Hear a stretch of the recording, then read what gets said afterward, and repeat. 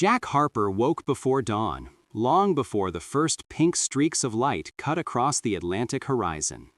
Sleep, as usual, had been short and broken, not from insomnia, but from habit. After 25 years in the fire department, his body had forgotten how to rest deeply. He was used to jumping up at the first alarm. Now, there were no alarms, only an inner voice that whispered every morning, "Time for the sea." He rose from bed and stretched, feeling the familiar ache in his left shoulder, a souvenir from a fire 15 years ago. The roof had collapsed right on top of him that day. That was when he first realized death wasn't some abstract idea. It had real weight, and sometimes it fell straight on your back. But he had survived, stayed on duty for years afterward, and then he simply knew it was time to stop. When every day starts to look like the one before it, and the smell of smoke sticks inside your head, a smell you can't wash away with water or beer, that's when you know it's time to go. So he left, and he bought a boat. Not a luxury yacht, not some shiny modern marvel, but a sturdy, honest, slightly weathered Sea Ranger. 28 feet of good old fiberglass, a diesel engine, a sun canopy, and 2 rod holders. He didn't buy it for pleasure. He bought it for silence. When he guided the boat out of the harbor and the engine began its steady hum, the world inside his head went quiet. That rare, priceless quiet. No past, no regrets, no questions. Only the sea.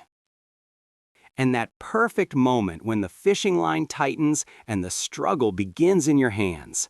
Clean, fair, and real, just like the old days. Today felt like one of those days.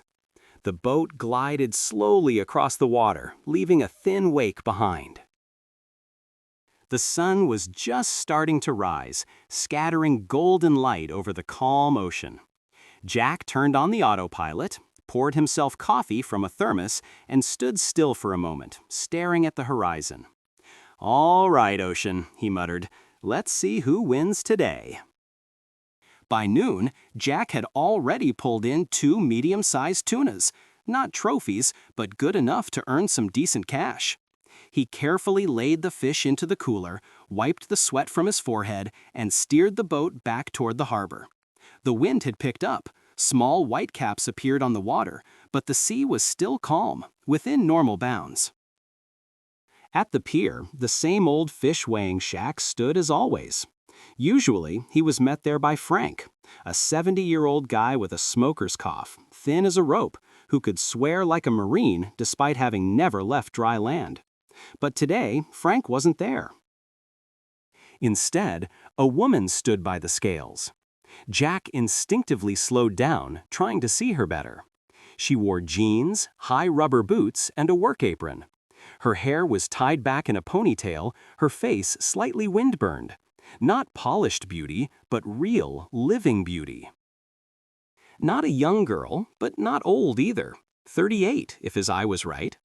She noticed him watching and raised an eyebrow.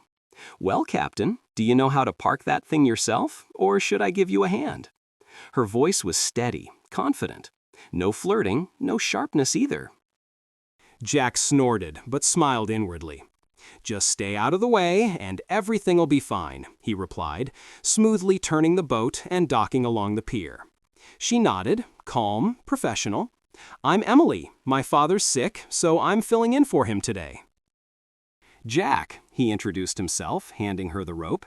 "You been doing this long?" "Since I was a kid," she said, "but usually on the other side of the counter. Today's a first." He passed her his catch. She gave it a quick, assessing look, weighed it, and wrote it down in the logbook. "Good catch," she said. "Could have been better if the ocean had been kinder," he shrugged. Emily gave him a faint smile. "Maybe it's not the ocean. Maybe the fisherman wasn't stubborn enough today." Jack narrowed his eyes. "You doubt my persistence?"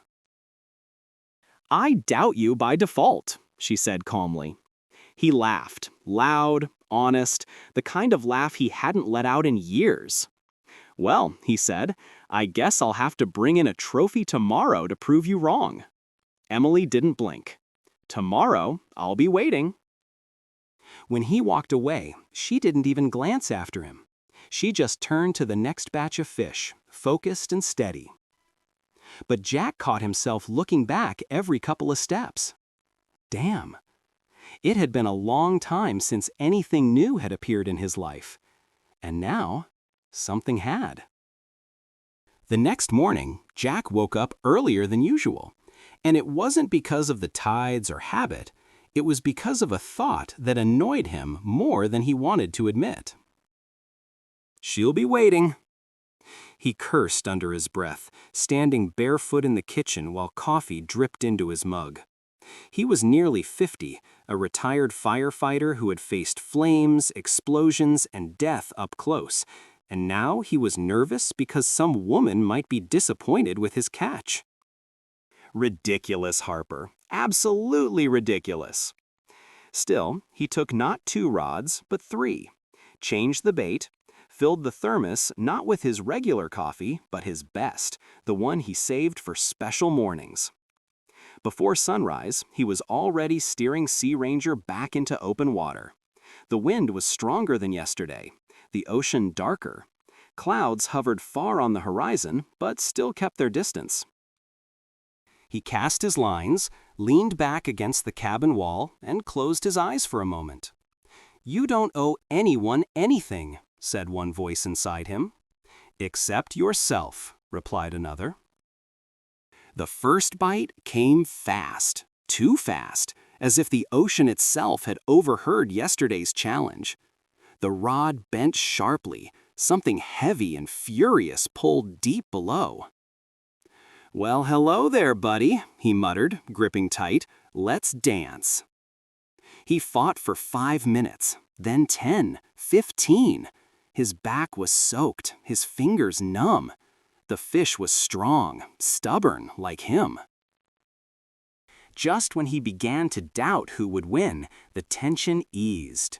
Jack reeled in, inch by inch, and finally lifted a bluefin tuna over the side, at least 40 kilos. "Now that's what I'm talking about," he breathed out. He caught another one, then a third, smaller but still worth the fight. When the clock hit 11, he leaned back, exhausted but grinning. The tournament was over, and the winner was him. Emily was standing by the dock, just like she'd promised. This time, she wasn't wearing her work apron, just jeans and a light plaid shirt. Her hair was down, moving gently in the wind. For a moment, Jack thought she looked softer, not as sharp as yesterday, more alive. She spotted his catch before he even docked and raised an eyebrow. "Well, I'll admit," she said when he lifted the first tuna, "that's impressive." "That your polite way of saying I proved you wrong?" he grinned. "It's my polite way of saying I'll have to find a new reason to doubt you," she replied calmly. He laughed. She didn't, but the corners of her mouth twitched. They worked in silence for almost 5 minutes. She weighed and recorded. He hauled fish and wiped down the bins. It was simple, efficient, but something charged the air between them. Not tension, more like a spark, the kind that hums quietly before a storm. "You haven't been around here before," he said finally. "I'd remember." "I used to help my father sometimes, but that was ages ago. Went off to college, worked in Seattle, came back a couple of months ago." "Why?" She froze for a second, then shrugged. "Because sometimes you have to return to where it all started, even if you don't want to." He got it. Not the details, but enough. "Divorce?" "You an expert on that?" 2 tries, 1 legal, 1 emotional. He was about to leave, as usual, but his feet didn't move. He stood there, looking at her, and for some reason thought that if he walked away now, tomorrow would be too late. "Emily," he said slowly, "this might sound stupid. You're about to ask me out for coffee, aren't you?" He blinked. Yeah, damn, was it that obvious? You looked at me like you were already choosing the table." He pretended to surrender. "So, will you?" She thought for a moment. 1 second. 2. "One coffee," she said. "But fair warning, if you're boring, I'm leaving halfway." "And if you're boring, I'll leave first," he shot back. That made her smile. A real one, the first he'd seen. Then we've got ourselves a fair deal. And in that moment, Jack realized he felt something he hadn't felt in years. Not the thrill of the hunt, not the pull of the ocean, but the pulse of life itself. The cafe by the pier was simply called The Dock. An old wooden building that smelled of salt and fried fish, yet it felt cozy inside. Small tables, photos of sailors on the walls, the hum of a coffee machine, and a hint of vanilla from freshly baked pastries. Emily chose a seat by the window. Jack hesitated at the entrance, as if he'd forgotten how to act in such places. At fires, he could make split-second decisions, but here, it was different. She noticed his hesitation and tilted her head. "What? Scared?" "Just trying to remember the last time I sat in a cafe with someone," he said honestly. "And?" 10 years ago, with my wife. Back then, not my ex." Emily smiled slightly, but her eyes softened, not with pity, but understanding. "Then let's call today your second chance," she said, sipping her coffee. "Second chances are rare," he said. "Only if you're afraid to take them," she replied. The conversation flowed easily, no awkward pauses, no pretending. Jack talked about his service, not boasting, just remembering. Night calls, choking smoke, a heartbeat that pounded like a drum. He spoke of partners who never made it home. Emily listened without interrupting, her face changing with every story. "Do you miss it?" she asked. "Sometimes. Not the fire itself, but what it gave me. Adrenaline, purpose, the feeling of being needed. And now?" "Now I just catch tuna," he said with a half smile. "But, fishing's not that different. The silence, the waiting, the fight when something bites." "Do you always win?" "No, sometimes the ocean's stronger." "Sometimes life is stronger," she whispered. The topic shifted to her. Jack didn't push, he just listened.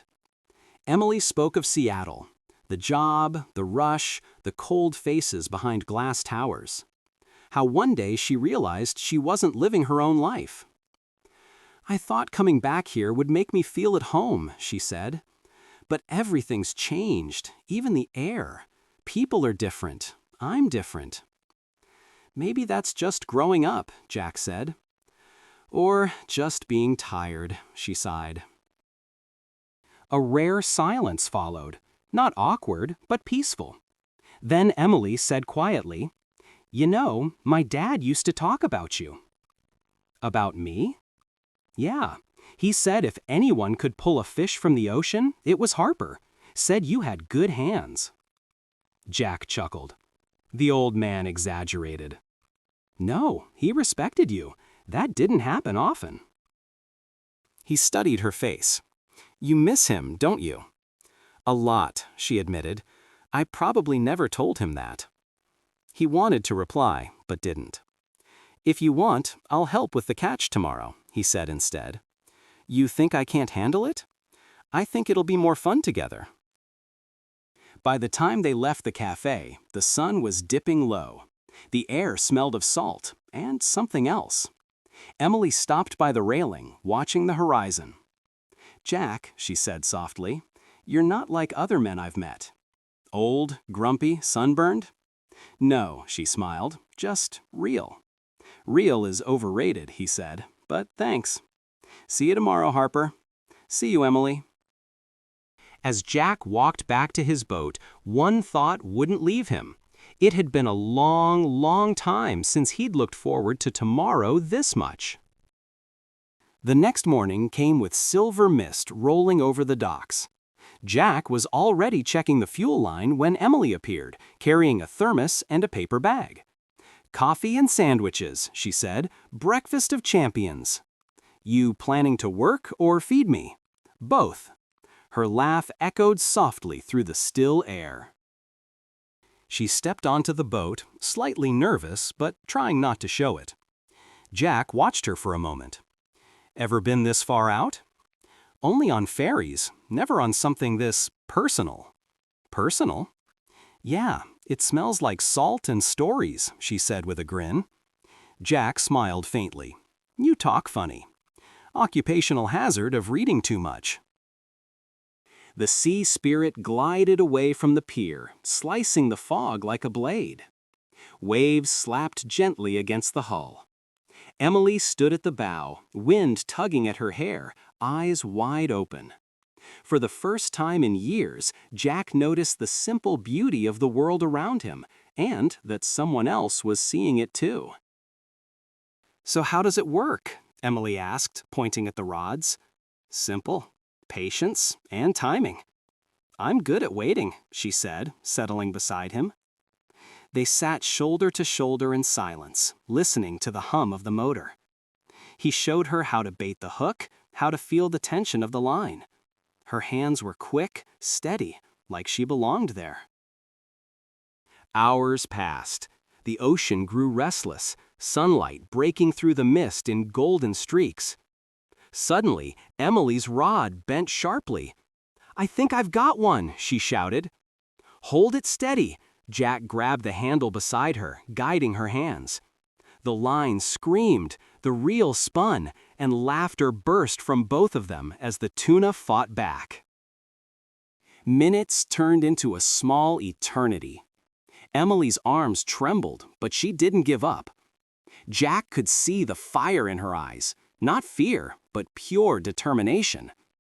Finally, the silver flash broke the surface, thrashing wildly. Together, they pulled the fish aboard, gasping, laughing, drenched in spray.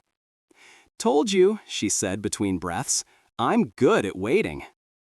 They collapsed onto the deck, side by side, catching their breath. Jack looked at her, cheeks flushed, hair tangled by the wind, eyes glowing with life. For a moment, time just stopped.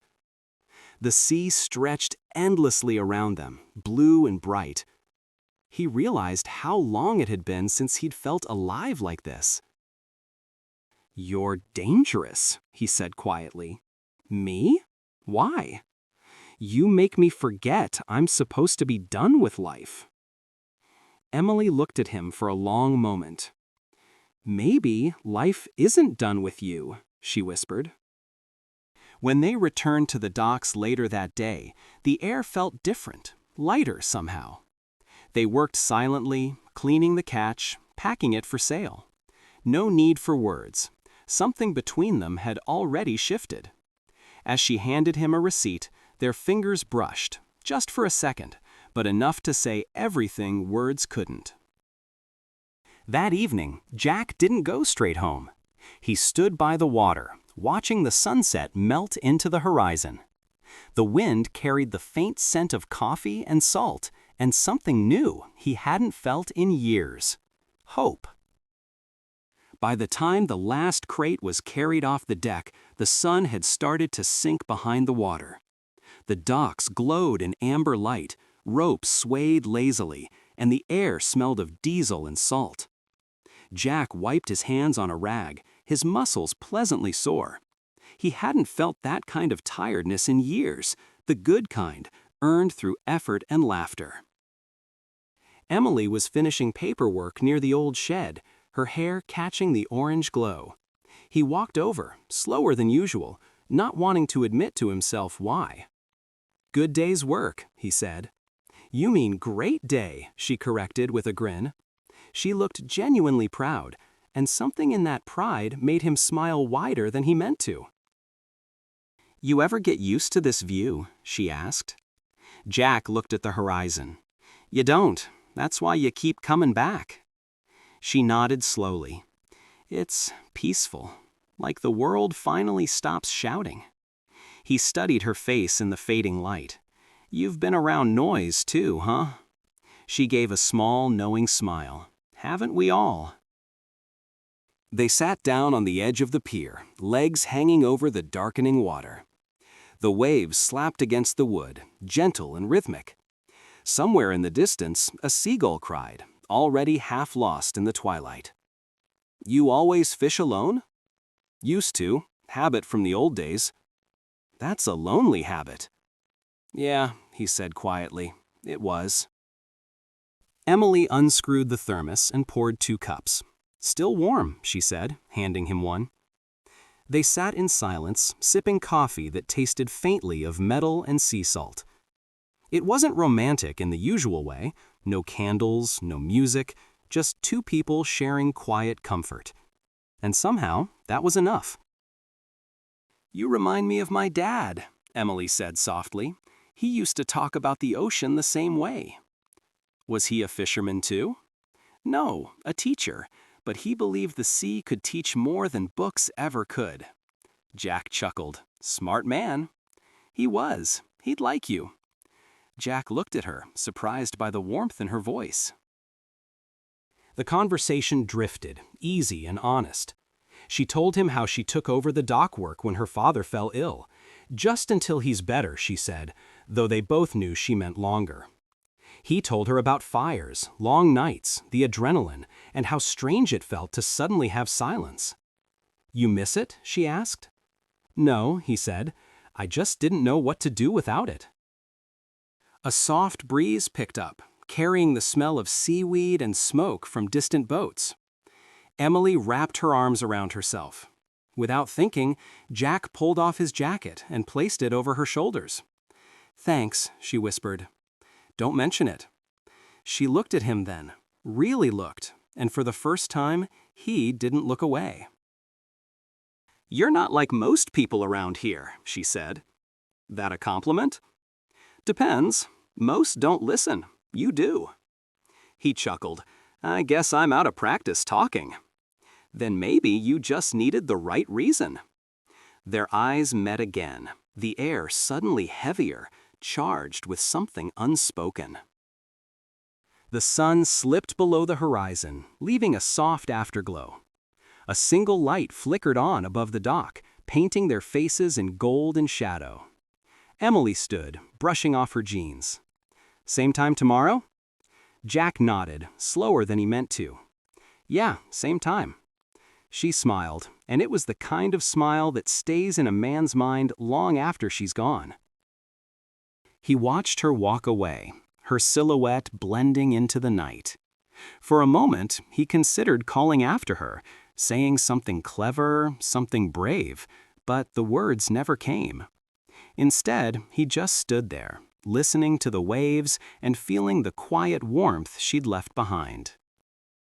When Jack finally headed home, the moon had risen. The sea spirit rocked gently in the tide, waiting for morning. He paused by the boat, hand resting on the railing. For the first time in years, he wasn't thinking about the past, only about tomorrow. And maybe, just maybe, about her. The ocean changed suddenly. Just half an hour ago, the horizon was clear and the sun danced on the waves. Now, dark clouds marched across the water, slow and heavy, like giants carrying a storm. Jack glanced from the radar screen to the sky. Pressure was dropping. "Heading back," he said calmly, but his voice had steel in it. Emily stood at the stern, holding her fishing rod, not quite understanding. "Already? I thought we could stay a bit longer." "Storm," he cut her off. "You don't play with these things out here." He started reeling in the lines, checking straps, fuel, antenna. The wind picked up before their eyes. In a minute, the water turned restless. Waves rose, as if someone beneath was pushing the sea upward. The boat rocked sharply. Emily nearly lost her balance. Jack caught her hand. "Cabin, now, buckle in." She obeyed. Fear flashed in her eyes, but she held it down. He noticed that. Most people would be screaming by now. Water slammed the hull, spray lashed their faces. The engine roared, yet the wind was louder. Jack focused on the horizon through a curtain of rain. He'd faced dozens of storms before, but those had fire and smoke. This one was different, yet the rule was the same: never lose control, not for a second. A wave hit from the side. The boat tilted hard. Emily screamed. He gripped the wheel tighter. "It's okay," he shouted over the wind. "Hold on to the rail." Lightning split the sky. The world shrank to the roar of the motor, the scream of the wind, and cold water flooding the deck. Jack felt something reawaken, the rush, the focus, the core he thought he'd buried long ago. The boat jumped on another wave. Emily slipped. He caught her just in time. She clung to him, trembling, soaked, her hair stuck to his cheek. I didn't think it could be this scary." "It's the ocean," he said. "It's alive. It hates being underestimated." She looked at him differently now, not like a fisherman, but like a man who stays steady when the world falls apart. 20 minutes later, the storm began to fade. The sky cleared and silence fell, thick, almost unreal. They sat side by side, exhausted, drenched to the bone, but alive. Emily broke the silence first. "My father used to say, if you want to know a person, watch how they act in a storm." Jack smiled faintly. "Smart man." "He was," she said softly. "I'm glad I came out today." He looked at her and saw something new in her eyes: respect, warmth, gratitude. And for the first time in years, Jack felt it too. Someone who truly cared. The next morning, the sea was unusually calm, as if it wanted to apologize for last night's rage. Warm sunlight rose over the horizon, and a light mist floated above the wet deck. Harold sat by the rail with a mug of strong coffee, listening to the distant cries of gulls. For the first time in a long while, he felt alive, not just existing. Emily appeared quietly, barefoot, her hair slightly messy, wearing his old sweatshirt. "Got some coffee for me too?" she asked with a sleepy smile. "Of course," he replied, pouring her a mug. "After last night, I think we've earned it." They sat side by side, watching the water. Sometimes silence says more than words. There was no awkwardness anymore, only calm understanding. "You know," Emily said after a pause, "when my dad got sick, I used to come to the pier a lot. I'd just stare at the horizon. It made the world feel still for a moment." Harold nodded. "I get that. After I left the fire service, I kept searching for a place to stop. It felt like life was rushing past, and I was just standing there." Emily turned to him. "And now?" He smiled softly. "Now, I think I finally took a breath." They sat quietly again. Her fingers brushed against his, hesitant, unsure. He didn't pull away. Later, when the boat reached the pier, they unloaded the crates together, working side by side. Everything felt easy. The jokes, the glances, the small talk, as if they had known each other forever. As she was leaving, Emily said, "If you ever head out again, let me know. I think I should learn how to hold a fishing rod properly." "You almost tamed the ocean yesterday," Harold grinned. "Then teach me how to catch tuna," she replied, smiling as she walked down the pier, the wind playing with her hair. He watched her go, feeling something stir deep inside, the will to live not out of habit, but for someone. That evening, sitting beside his boat, Harold looked at the setting sun and thought, maybe life doesn't really end until you stop looking toward the horizon.